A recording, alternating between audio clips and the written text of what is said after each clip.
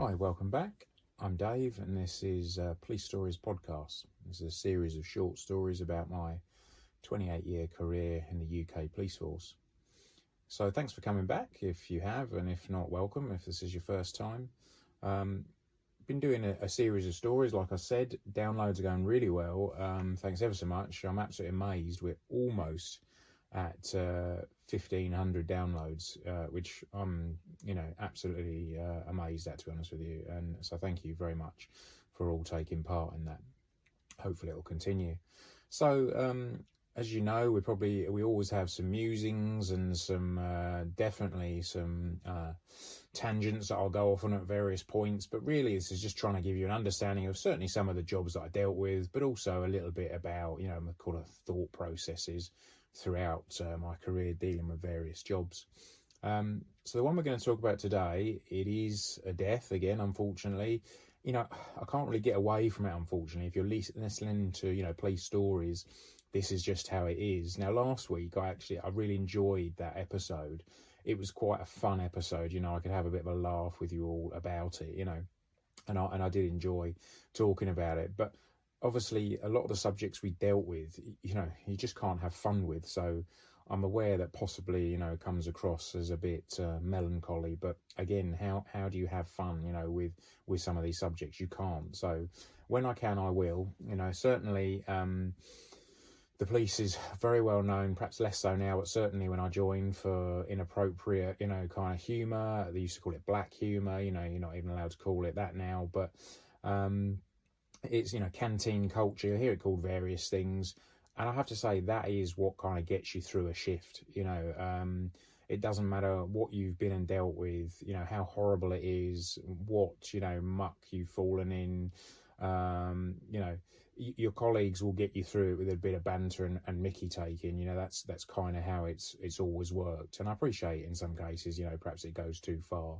But for me personally, I always enjoyed the banter. It was good. I was going to talk briefly as well about why I joined the police. Now, you always see the interviews on telly, don't you? They always crack me up when they speak to cops, and police officers and say, so why did you join the police? And there is the stock answer that I kind of roll my answer. Well, I wanted to help people, and I wanted to do something for my community, well, maybe they did, perhaps, I'm not sure. For me, personally, I joined, it was almost a natural progression. I'd had a number of jobs. I joined at 21. I'd had loads of different jobs. I'd been like a commercial fisherman and a door-to-door window salesman. I'd worked in shops and all sorts of things. But the kind of guiding light, if you like, for me was my dad, who was a police officer as well.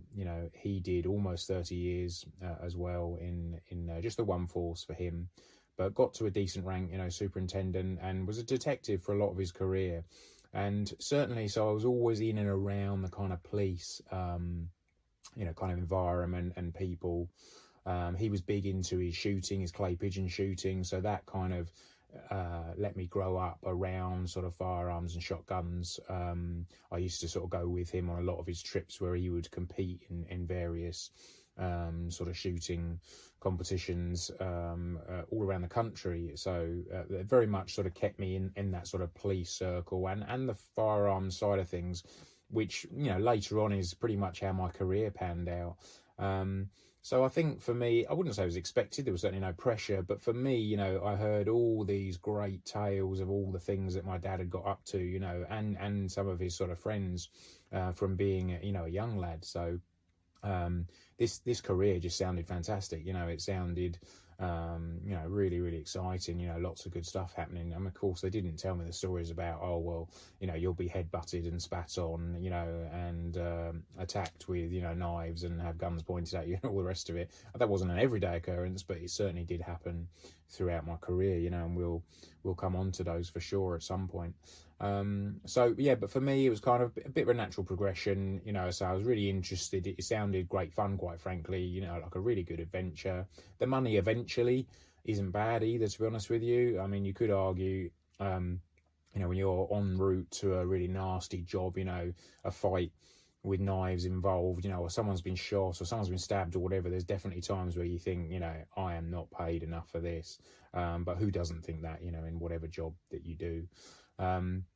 Yeah, for me, really, it was probably for the, you know, the kind of the adventure and for a fun job that was reasonably well paid. That's the reality of it. Does that make me shallow, you know, for not wanting to help the community? Well, in fairness, I think I probably did a bit of that in my career. You know, I almost certainly help people, you know, at some point throughout my career. I'm not saying it was all the time, but certainly for me, it was just it was a fun job mostly. You know, a lot of people moan about it, particularly in the job, and it drives me mad, you know, that people in the job will kind of moan incessantly about, oh, this is, you know, bad, and I've been made to do that, and now I've got to do this, and all the rest of it. And of course we all like a moan, you know, certainly in the job, in the police, you know, it's our favourite thing. It's almost our God-given right, you know, we'll have a whinge about something.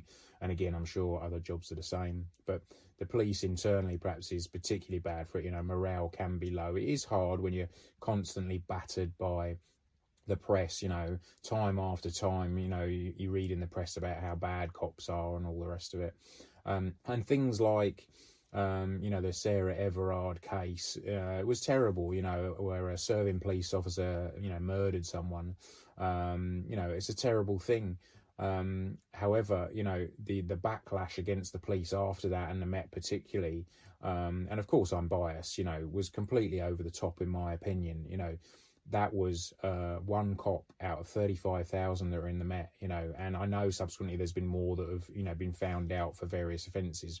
But I bet if you took, you know, a cross-section of dentists, you know, taxi drivers, you know, pub landlords, whoever it is, you probably unfortunately find there is, you know, those as well that are also responsible for those, you know, for terrible crimes similar to that.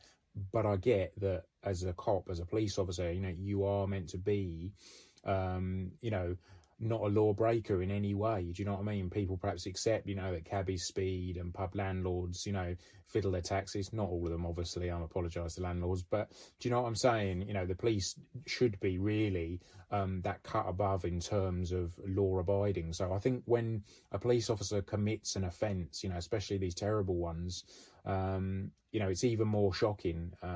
But the reality is, you know, people then call massively for, you know, let's disband the police, let's, you know, have a rule of the people and all that. And it used to make me laugh that you'd go to incidents, you know, wherever, and you'd come across, you know, a hardened criminal who to your face would say, you know, I hate you and I wish there was no police and etc.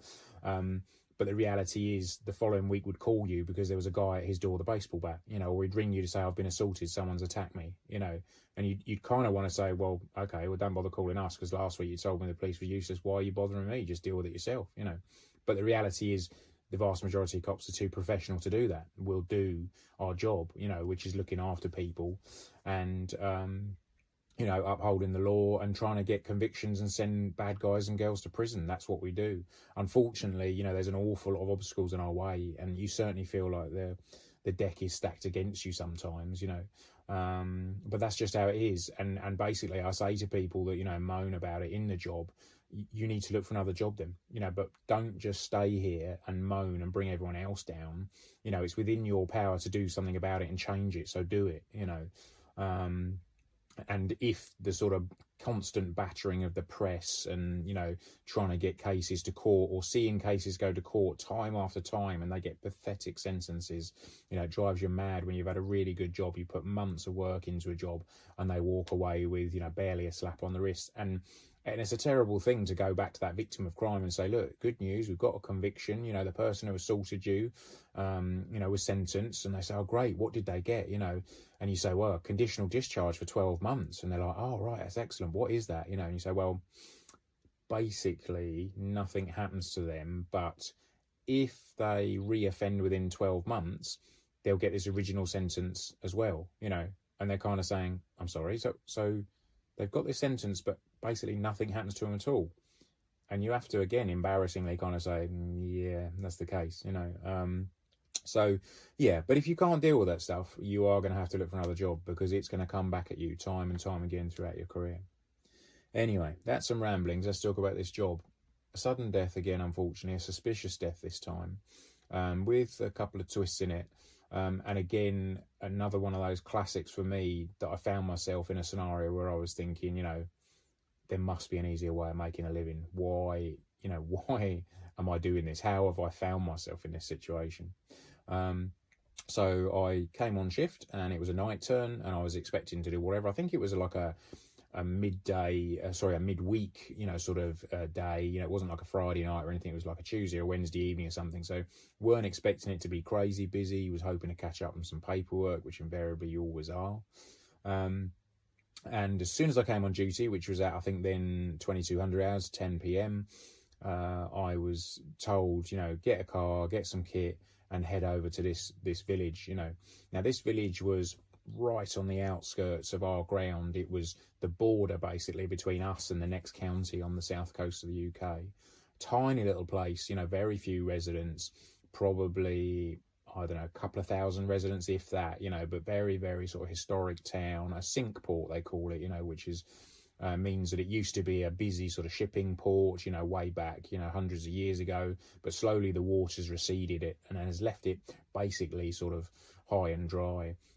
Not that much problems at these sort of places, but unfortunately it doesn't matter what Sleepy Hollow you live in, there will be a few issues there without a doubt.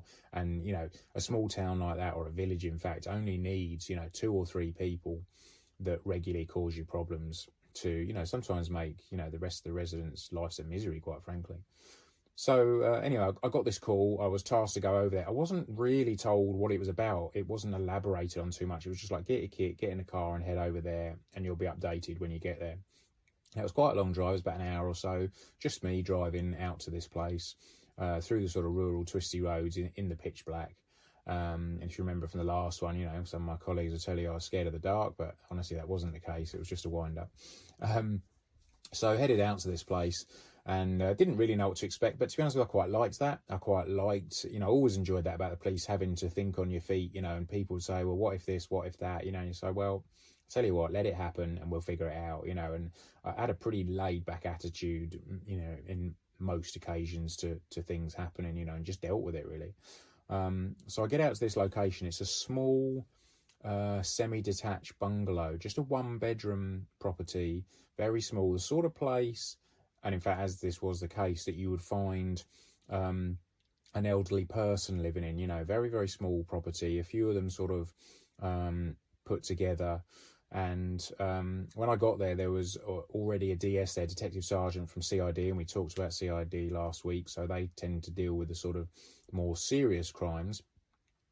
And he briefed me, and what had happened was, and I was a bit shocked because I didn't really know much of this before I went at all.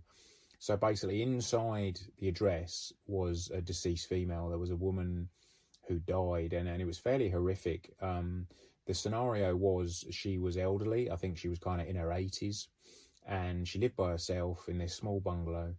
I think she had a couple of children. When I say children, they were grown up. So like her son and daughter, I think were kind of, 40, 50 years old.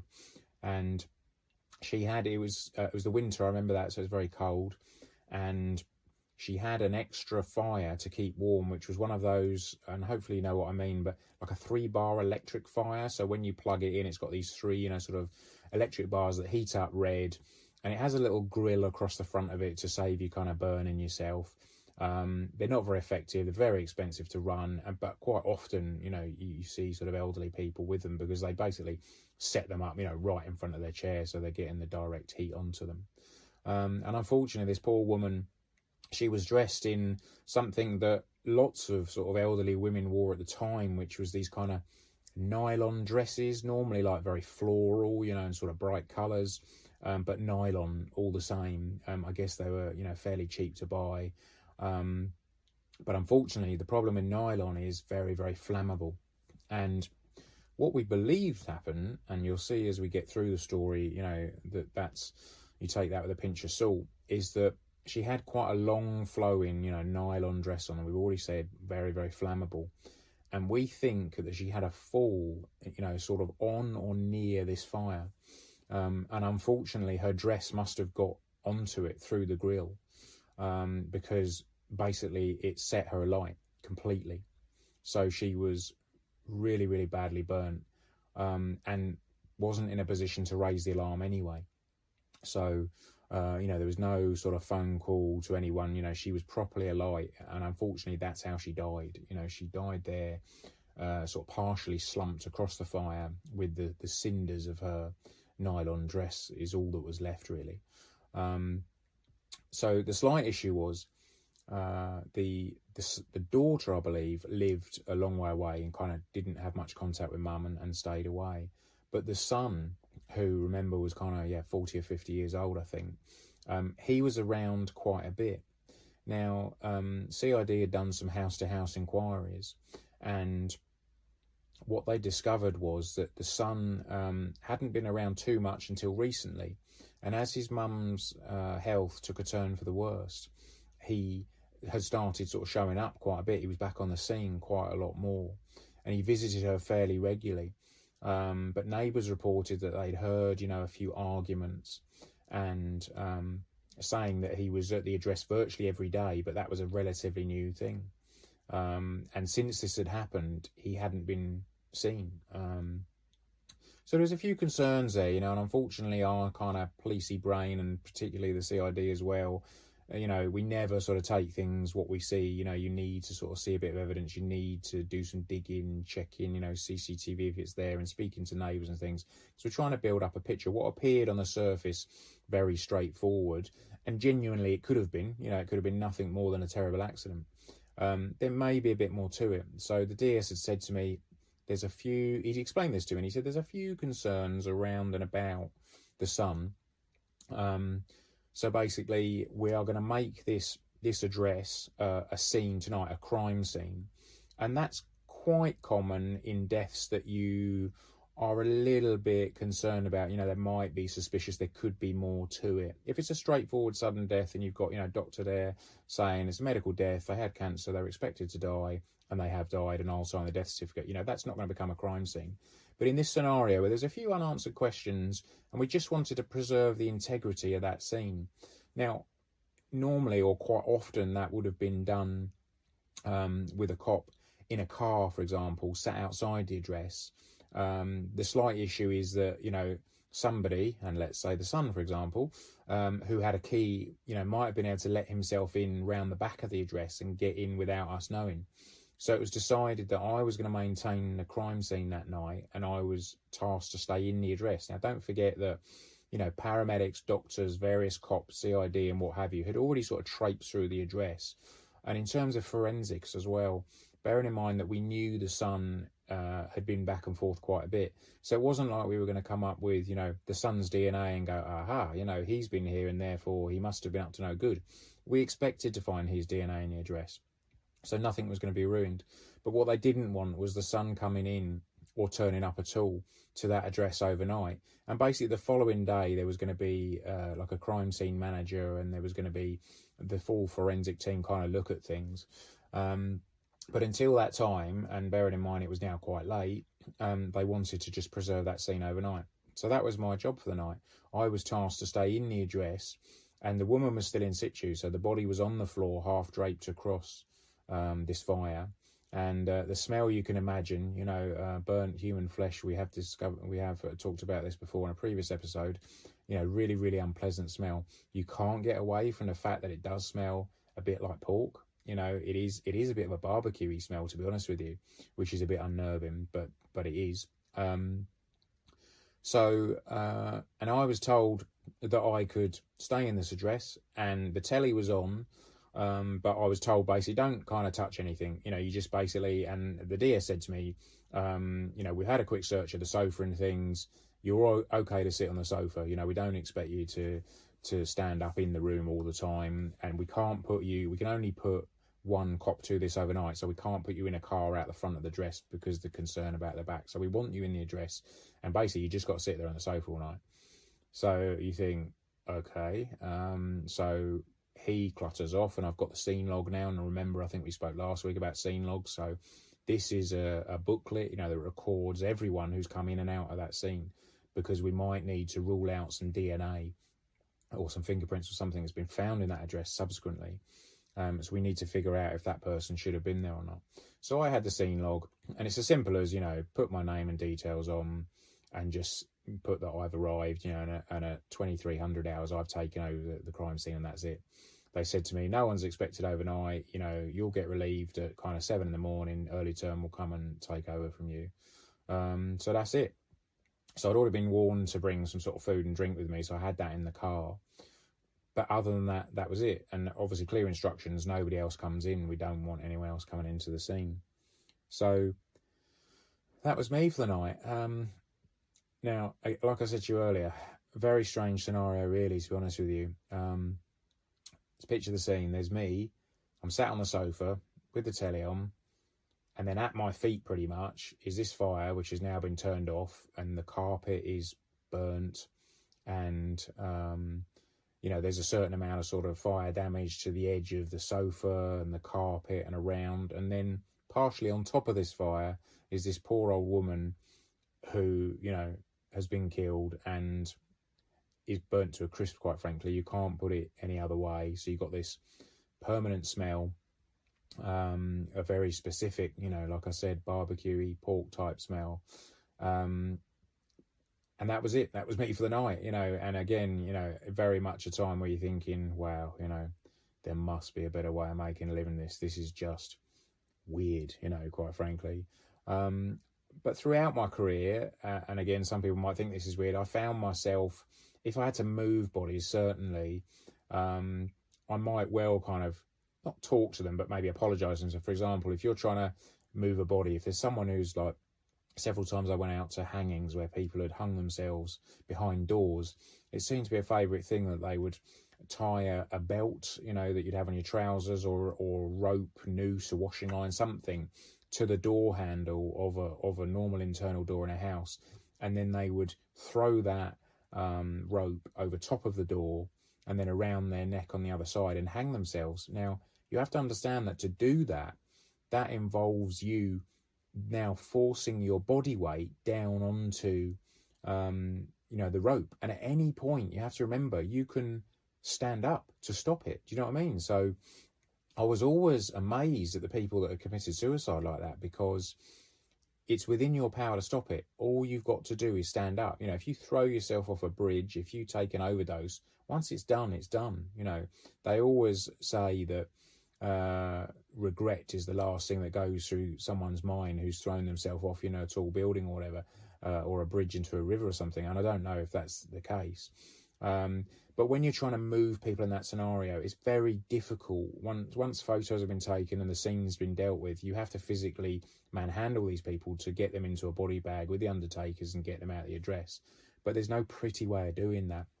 So I used to find myself, if I had to literally physically get hold of someone's arm, leg, or whatever it was and move them, you know, quite often they'd fall in an unnatural way. You know, their arm would sort of flop out the bag and bang into the doorway or something, you know, and I'd always be like, oh, sorry about that, you know, and afterwards I think, that's weird, why am I talking to this dead person? But for me, I don't know, it's just something I always did. I always kind of apologise if I had to lift them in an ungainly way, or it's just respectful, perhaps, I don't know. As I say, some people I think it's weird, but you know, you needed to sort of treat these people with a bit of dignity. But so back to our story. So I'm sat there on the sofa watching the telly with this poor woman at my feet, and after a while, basically I had to go out to the car briefly and get, you know, my food and drink, which I didn't want to eat in the house. So I sort of stood on the doorway. Neighbours, I think, knew I was still there. Obviously, my car was at the front. It was a uniform car, so it's pretty obvious. And once I'd had a drink and eaten, I went back into the address. And by now it's about 2 or 3 in the morning. And remember, this is the time, kind of pre, you know, mobile phones. It's not like we sat there on the internet or anything, you know, that you didn't have that option. You might have had a phone with you, but it probably made a phone call. That was it, and a text, you know. Like I say, the telly was on, but I'm pretty sure this was the days that certainly UK TV finished at midnight. You know, there was nothing on. So you just kind of sat there. So you literally were just whiling away the hours. So anyway, about 3 o'clock in the morning, there's a knock at the door. Now, bearing in mind, I'm not expecting anyone. You know, I was a bit sort of surprised, to say the least. So I went to the door, and it was the son of the deceased lady. And obviously I'd been warned, you know, that he might come to the address, but they didn't expect it overnight, and neither did I. So it was a bit strange, and I knew he'd been told, so he did know that his mum had died, so I didn't have to sort of deliver a death message there and then, which was something. And initially he was pretty friendly to me, and said, oh, hi, I was told, somebody would be here with mum overnight. Well, firstly, he just checked, so is mum still here? And I said, yes, she is. There's going to be some more tests and some photos and things carried out in the morning, but we couldn't do them, sort of overnight. So it's going to be in the morning now. So I'm just here with her. And he said straight away, well, that's a bit weird. I want to come in and be with my mum. And grief is a difficult thing, isn't it? Everyone kind of takes it in a different way and reacts to it differently. But the reality is I had to very delicately explain to him, look, I'm really sorry, but, no one can come in. Of course, he immediately got a bit arsey with me, basically, and was like, well, hang on a sec, how can a complete stranger sit in with my mum, but her own son can't? And he said, and anyway, I need to pick up some paperwork. So obviously this got the kind of, hairs on the back of my neck standing up a bit. I was like, look, you just can't come in. And it got to the point where I had to be quite sort of forceful with him, really, to say, I realise, it's a difficult time, and I know you've, probably got family affairs to sort out, but possibly 3 o'clock in the morning isn't the time to do it. Your mum is still laying there. Obviously with time, you're going to be able to come in. But he wasn't happy, and he stormed off back to his car, and he immediately rang in and, said that he wanted to make a complaint against me or about me and what have you. Now, complaints is something you deal with all the time in the police. Everyone wants to complain pretty much. It's rare that someone sort of gives you a pat on the back and says, job well done. It's normally like, I want to complain. And you're like, righto, yeah, join the queue. They used to say that unless you had a number of complaints outstanding as a cop, you weren't doing your job properly, because the reality is people don't like to be arrested. It's far easier for them to convince the cop that they should just leave it alone and, it's a lot of paperwork, why don't we all forget about it, But the cop that takes it that bit further and says, I'm sorry, you're not going to like it, but you're getting arrested, they don't like that. So ultimately, they'll try and wriggle out of it any way they can. And if that means trying to muddy the water by complaining about you, then they will. So I think at one point I had probably 10 complaints outstanding against me. And invariably, a lot of those will be like, he used excessive force, which is a classic that gets levelled against the police. You have to remember that a lot of these people have never heard the word no in their life. Now, you can blame the parents for that, because sometimes, throughout his growing up, little Johnny has never been told no by mum or dad. They've just taken the easy route and kind of let him do whatever it is. So you might find that you're the very first person that is telling them no. And of course, they don't like it. And they think that if they shout louder than you, or if they flail their arms about or whatever, that's going to change it. And actually, I'll tell you what, then we'll just leave it, shall we? I won't bother nicking you, Well, that's not happening, So you can imagine people don't like it. And they don't realise the sort of powers, that you can use. Obviously, we always try and use the reasonable force and the minimum force. But ultimately, if people want to fight with you, then, that's what's going to happen. We are going to fight, and that, unfortunately, isn't always pretty. Another criticism that gets levelled regularly at the police is that it took 6 cops just to arrest this one person. Well, the difference is, unfortunately, no matter how bad it gets, we still try and stick with, the sort of approved techniques and a sort of the correct way in restraining people so that they're not injured, so that they don't, die in custody, which does happen, unfortunately, occasionally. We've learned a lot over the years, there's something called positional asphyxia. Now, big guys, particularly ones that have kind of big stomachs, if you leave them lying on their front, especially when you're sort of struggling with them to get them in handcuffs, let's say, there's a very real risk that they'll die of positional asphyxia. Now, we learnt this years ago, so you have to roll people on their sides so that they can breathe properly, because otherwise they've got their full weight, sort of pushing down on their chest. So, yeah, quite often now, it took 6 cops to restrain that one person because we're trying to do it in such a way that we just don't smash them to bits. Do you know what I mean? Now, unfortunately, the public don't have to play by rules. So that person will happily bite you, spit in your face, headbutt you, kick you in the head, knee you in the groin, whatever it takes. We can't do that. So we have to do things in a certain way. And that means, more cops make it a safer arrest. But yeah, so regularly levelled as that, too many police to deal with that person. So back to the story, another tangent.